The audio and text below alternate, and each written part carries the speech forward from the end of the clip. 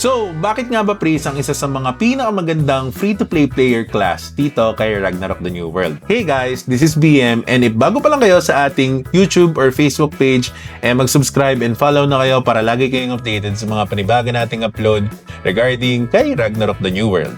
Let's go!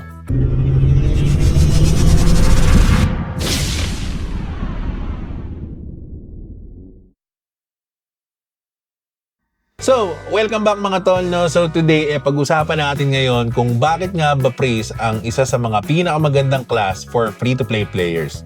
So tara, huwag na natin itong patagalin at simulan na natin to. So number 1 is hindi nyo kailangan bumili ng sobrang expensive na gear. Kung mapapansin nyo dito sa character ko guys, okay, sa gamit natin, naka-AFK grind tayo sa level 65, pero yung mga gears na gamit natin are just level 40 gears.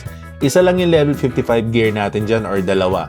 But, as you can see, we were able to actually farm in this area na level 65 na, which is around 9 level gap between my actual level and the current level ng mobs. Which means na napaka-sustainable ng Priest kahit ganito lang yung gear na ginagamit nyo.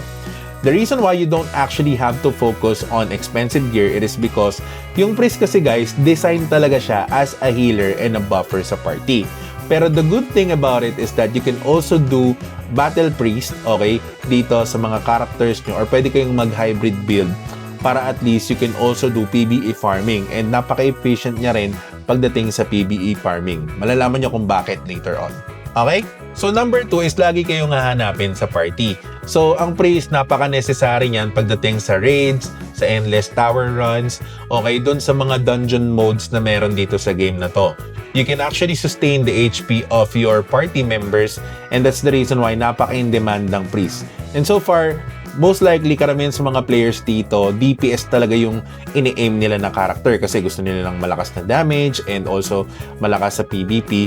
But Priest is one of the classes na pwede nyo ring i-consider na gamitin para naman nakakapag-clear kayo ng dungeons. Kasi ang DPS, hindi din yan mag-workout kung walang Priest.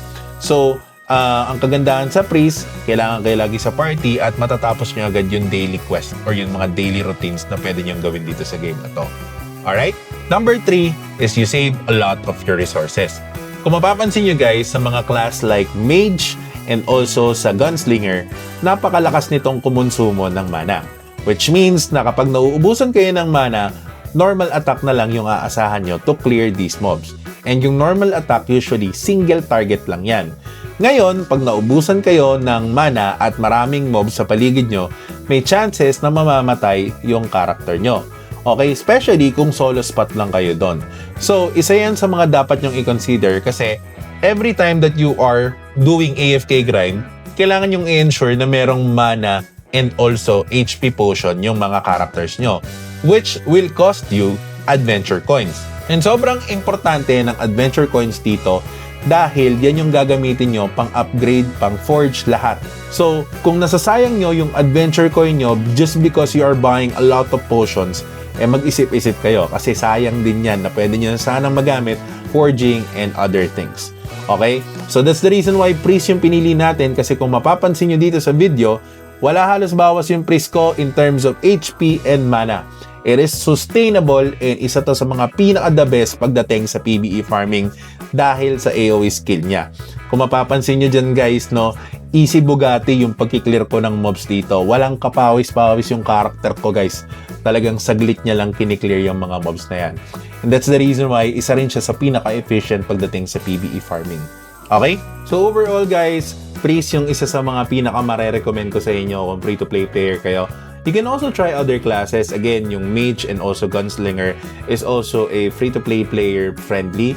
But para sa akin guys, Priest yung isa sa mga pinaka-sustainable and at the same time hindi bantayin pagdating sa PvE farming. So yun lang naman guys. Maraming salamat ulit sa panonood. I hope meron kayong natutunan dito. And by the way, don't forget to like, comment, and subscribe. Follow nyo na ako sa mga pages ko. And also, see you on the next video. Peace out.